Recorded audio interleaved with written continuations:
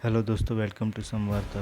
दोस्तों, जैसा कि आपको पता है कि देश में 7 चरणों में लोकसभा का इलेक्शन का आगाज़ होने वाला है, जिसमें कुछ ही दिन रह गए हैं, जिसको देखते हुए गोदी पत्रकार अपने पूरे काम पे लग चुका है।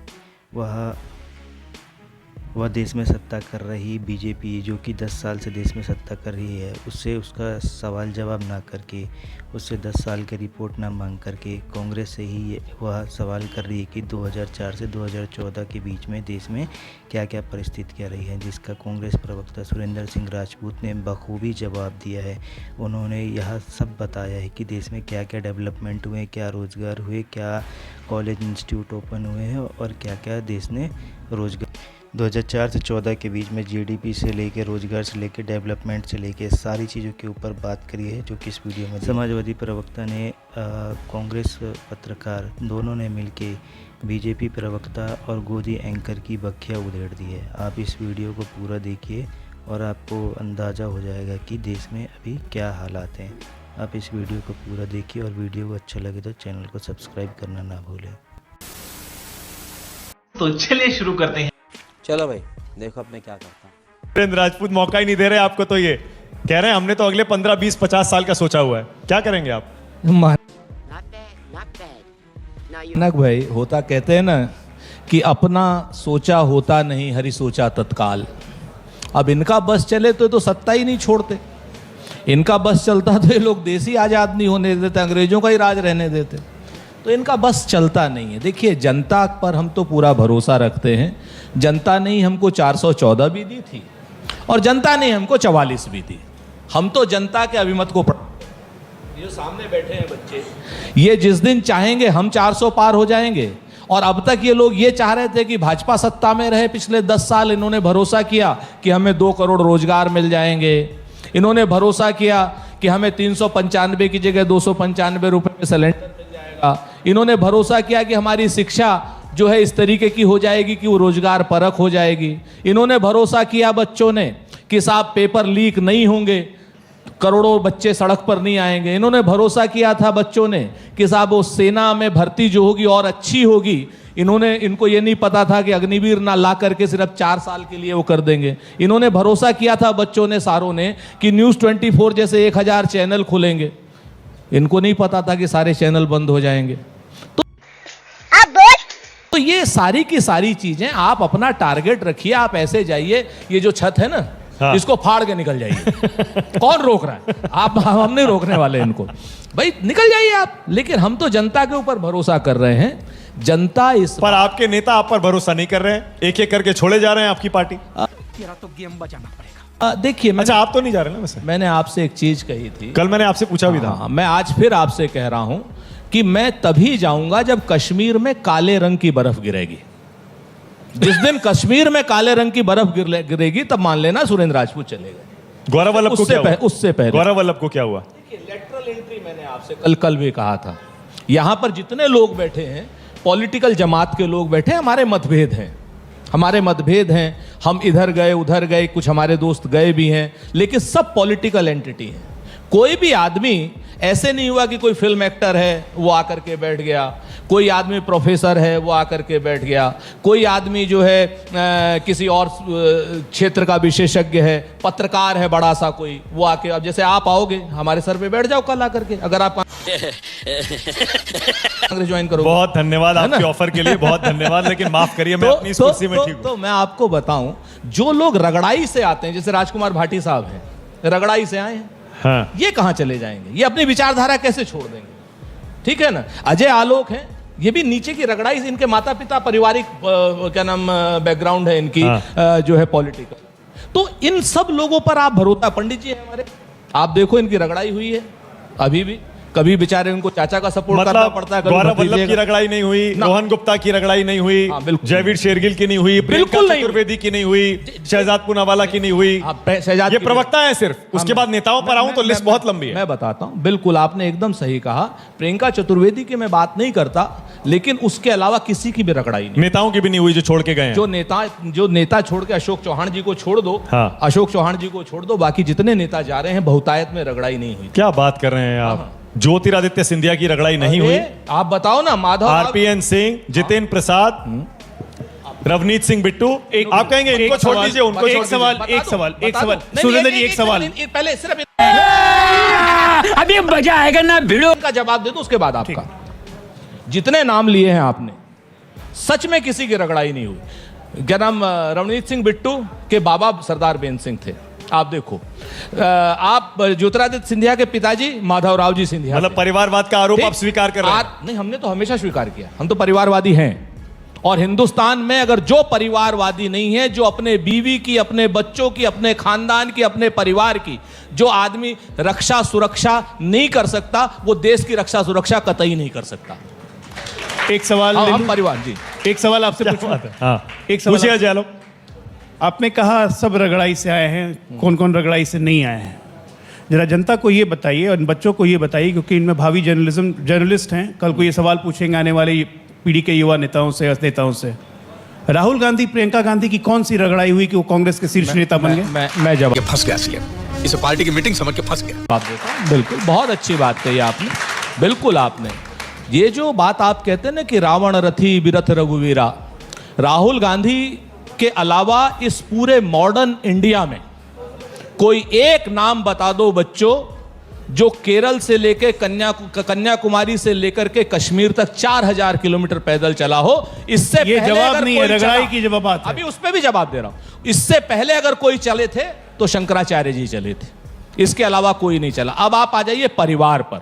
हमें तो खुशी है कि हमारा परिवार गांधी परिवार है, जिसने 48 साल जेल में रहे। रगड़ाई उनकी ऐसे ही नहीं हुई, छोटी मोटी रगड़ाई नहीं हुई। 48 साल स्वतंत्रता आंदोलन में जेल में रहे। राहुल गांधी एक दिन भी जेल में रहे, कहां इधर-उधर की बात कर रहे हैं? झूठ का जिलेबी घुमा रहे हैं। सुनिए, नहीं, आप दूसरी बात आप आ जाइए। 48 साल आपके यहां से किसी ने उंगली तक कटाई हो? हमारे तो 2 प्रधानमंत्रियों ने इस देश के लिए जान दी, एक प्रोसेस में थे। मैं बात करता हूं कि जब आदमी जैसे ज्योतिरादित्य सिंधिया है, आए विदेश से, आए यहां पर सांसद बन गए। हमारे यहां पर राहुल गांधी जी एक परिस्थिति में आए, राजीव गांधी जी की मौत हुई। राजीव गांधी जी राजनीति में आए, इंदिरा गांधी जी की मौत हुई। उस परिस्थिति में और ज्योतिरादित्य की और आरपीएन की परिस्थिति में जमीन आसमान का फर्क है। आप विभेद, राहुल गांधी की परिस्थिति बताइए ना, 2004 में कौन सी किसकी मौत हुई थी, किसकी परिस्थिति में आए थे? अमेठी गए, जाके जीत के आ गए। चलिए हम उसको भी बता देते हैं, बताइए। हाँ, हम बहुत रगड़ाई हुई थी। निर्मा से रगड़ के धोया था, बीजेपी की वॉशिंग मशीन में भेज देते। अरे रुक जाइए, रुको जरा, सबर करो। बोला धक्का बुक्की नहीं करने का, आराम से लेने का। हाँ। रुक जाइए, जरा शांति रखिए। 89 के बाद गांधी परिवार का एक भी सदस्य, प्रधानमंत्री हो या किसी मंत्री पद पर हो, बताइए, क्योंकि आप लोगों की तो दुकान चलती है गांधी परिवार को गाली दे करके, ठीक है ना? गांधी परिवार के एक भी सदस्य 1989 के बाद किसी सरकारी पद पर रहा हो तो बताइए। मतलब प्रधानमंत्री पद नहीं, प्रधानमंत्री, कोई कैबिनेट मिनिस्टर, हाँ, आप बताओ हमको। कोई राज्यपाल, कोई राष्ट्रपति, किसी पद पर रहा हो, लेकिन भारतीय जनता पर पार्टी रिमोट कंट्रोल से सरकार जरूर चलाई। ये आपका आरोप है। और अभी तो रुको, क्लाइमैक्स अभी बाकी है। भारतीय जनता पार्टी और आप मीडिया के मित्रों का यह आरोप है, और इस आरोप को हम अस्वीकार तो हमेशा से ही करते हैं, लेकिन आप लोग चूंकि दोनों मिल करके कल बहिया करके खेलते हो हमारे साथ तो मतलब आप ये कहना, आज की डेट में 15 दिन मीडिया ईमानदार हो जाए, भारतीय जनता पार्टी को भागने की जगह नहीं मिलेगी। एक मिनट, बेईमानी का आरोप लगा रहे हैं आप सुरेंद्र राजपूत, बताइए। आप न्यूज 24 को छोड़ करके। अच्छा ठीक, न्यूज मानक गुप्ता और न्यूज 24 को छोड़ करके जितने चैनल हैं बहुतायत में बेईमान हैं, यकीन मानना, और इस बात का भी यकीन मानना। हर चैनल पे यही बात कहते हैं। ना क्या बोला तूने? बच्चों, जिम्मेवारी से कहता हूं, किसी एंकर को जरूर कहा होगा, चैनल को कभी नहीं कहा, क्योंकि चैनल न्यूज 24 ही ईमानदार है, बाकी सब प्रो गवर्नमेंट और प्रो अजय आलोक काम है। ओके, अजय आलोक, उसके बाद राजकुमार। मैं आप लोग से एक सवाल पूछना चाहूंगा, भारतीय जीके का क्वेश्चन है। भारतीय लोकतंत्र में एक प्रधानमंत्री का नाम बताइए जो सिलेक्टेड है, इलेक्टेड नहीं है। नाम बोलिए जोर से। नेशनल एडवाइजरी काउंसिल 4 से 14 बनी थी, उसकी चेयरपर्सन कौन थी? तो इसमें सोनिया गांधी जो कि कैबिनेट को एडवाइस करती थी। अब बीच में नहीं राजपूत जी, मैंने आपको डिस्टर्ब नहीं किया। भाई आप अरे टीवी पे तो रोज लड़ते हैं, इतिहास डिस्टॉर्ट टीवी पे करेंगे। तो रोज लड़ते हैं, थोड़ा बच्चों को तो बात कर। नहीं, आप झूठ बोल रहे हैं। ठीक है, उसके बाद बोल दीजिएगा। आप मूल रूप मैं अपनी बात तो खत्म कर लूं, उसके बाद बोल दीजिएगा। भारतीय लोकतंत्र का सबसे काला इतिहास था 2004 से 14, जबकि भारत के लोकतंत्र में पहली बार प्रधानमंत्री ऑफिस को डिक्टेट किया जाता था 10 जनपद से। यह भारतीय लोकतंत्र में कभी नहीं हुआ था। भारतीय लोकतंत्र का सबसे काला इतिहास था 4 से लेकर 14, जहां गृह मंत्री, वित्त मंत्री सब कोई कंप्लेन करते थे कि हमारे ऑफिसेस को बग किया जा रहा है। कोई सेंस है इस बात की? छोटा सा जवाब देता हूं बच्चों। 2004 में जब अटल बिहारी वाजपेयी थे, तब 780 बिलियन डॉलर की इकोनॉमी थी हमारी, इन्होंने हमें दी थी। और हमने 2014 में 2.3 ट्रिलियन डॉलर की 1.8 2014 मई। गूगल कर लीजिए आप लोग, अभी मोबाइल निकाल सब लोग चेक कर लो। अभी गूगल कीजिए, इनको बोलिए कि झूठ बोल रहे हैं। 2 पॉइंट तो कहीं गया ही नहीं था। अभी आप कह रहे थे कि बीच में मत बोलिए, 2 मिनट आप ठीक हो जाएगा, फैक्ट चेक हो जाएगा। फैक्ट चेक हो जाएगा, ठीक है ना। 2.1 to 2.3 ट्रिलियन डॉलर की इकोनॉमी थी, हमने 780 बिलियन डॉलर की इकोनॉमी को 2.3 ट्रिलियन की इकोनॉमी किया। और उस इकोनॉमी को ये लोग कह रहे हैं काला अध्याय। सबसे तेज हमने अर्थव्यवस्था बढ़ाई, दुनिया की 5वीं अर्थव्यवस्था एज पर कंजम्पशन हमारी बनी, ये कह रहे हैं कि काला अध्याय। दुनिया में सबसे ज्यादा उस वक्त technical institute, medical institute, media institute, आप लोगों के पढ़ने के लिए जो सारी चीजें बनी, उस 2004 से 2014 में बनी, उसको ये काला तो लोग अध्याय। 44 पे क्यों ले आए फिर? मेरी बात सुनिए ना, मैं 44 पे तो जनता हो सकता है 4 पे ले आती। अच्छा किया होता तो कैसे ले आती? मेरी बात सुनिए, उसके तो जिम्मेवार आप और अन्ना हजारे हैं। इनके पीछे से आप काहे विषयांतर कर। और फिर मैं आपसे कहता हूं कि हिंदुस्तान का स्वर्णिम इतिहास था 2004 से 2014 के बीच में। और जो लोग ये कहते हैं कि हमारा क्या नाम प्राइम मिनिस्टर रिमोट कंट्रोल था, तो वो लोग ये भी जान लें कि जब परमाणु की हमने संधि करी थी, पूरी एनएसी, पूरी कांग्रेस उसके खिलाफ थी। प्रधानमंत्री मनमोहन सिंह कहां खिलाफ थी? ओके, राजकुमार भाटी। तू समझा? हाँ। नहीं, तू समझा नहीं। तो पर बोलिएगा पहले 400 पर बोलिएगा। 400 पे तो मुझे ये कहना है कि न्यूज़ 24 पे एक बहुत अच्छा कार्यक्रम चलता है, बहुत लोकप्रिय है, माहौल क्या है।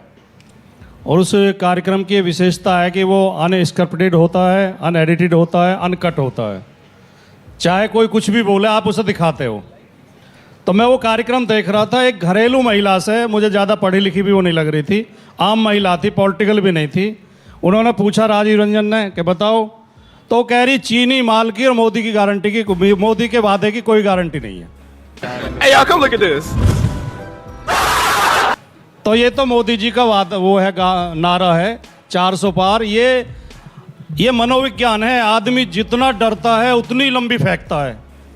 अब इन्होंने थोड़े दिन, 1 साल पहले कर्नाटक में चुनाव हुआ, मोदी जी ने वहां जाके नारा दिया था अब की बार 200 पार, 66 पे अटक गए। 200 पार का नारा था, 66 पे अटक गए। इनका 400 पार के नारे पे खुद मोदी जी को विश्वास नहीं है, और की तो बात छोड़ो। किसी को विश्वास नहीं है कि 400 तक ये छू सकते हैं। ये हर स्टेट में इनकी सीटें कम हो रही हैं, हर स्टेट में। गुजरात में भी इनकी सीटें कम हो रही हैं।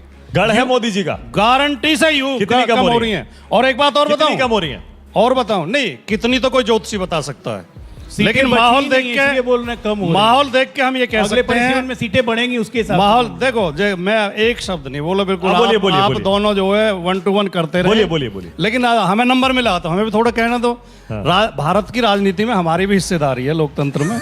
ऐसा थोड़ी है कांग्रेस और बीजेपी लड़ रही है, हमारे वाजपेयी जी के बिना थोड़ी लड़ रहे हो आप। हाँ, ये बात क्या बात है सर, क्या बात है सर, क्या बात, ये बात है। छोटे दलों के लिए तालियां हो जाए, तो हमें भी छोटे दलों के बगैर आगे बढ़, हमें भी समय दिया जाए। दूसरे, जो भारतीय जनता पार्टी के प्रवक्ता माहिर होते हैं जिस चीज में, कि कुछ आंकड़े ऐसे पेश कर देंगे कि उलझा देंगे। मैं आपको सीधे सीधे आंकड़ा बताता हूं, और कोई भी गूगल पे चेक कर ले, या आलोक जी जवाब दे दें। 1994 में भारत की जो इकोनॉमी थी, जो टोटल 25 लाख करोड़ थी, ठीक है नहीं, उसके 10 साल बाद 2004 में होगी 50 लाख करोड़, 2014 में थी 100 लाख करोड़, अब 10 साल बाद 2024 में वो 200 लाख करोड़ नहीं हुई है, उससे थोड़ा कम है। यानी कि मोदी जी के शासन में जो जीडीपी जो है वो उस रफ्तार से नहीं बढ़ी है जिससे पहले बढ़ रही थी।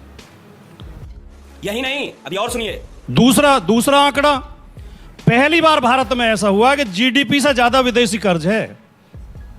जब मोदी जी आए थे देश के ऊपर 55 लाख करोड़ का कर्ज था, आज 200 लाख करोड़ से ज्यादा कर्ज है, जबकि जीडीपी 200 लाख करोड़ नहीं हुई है।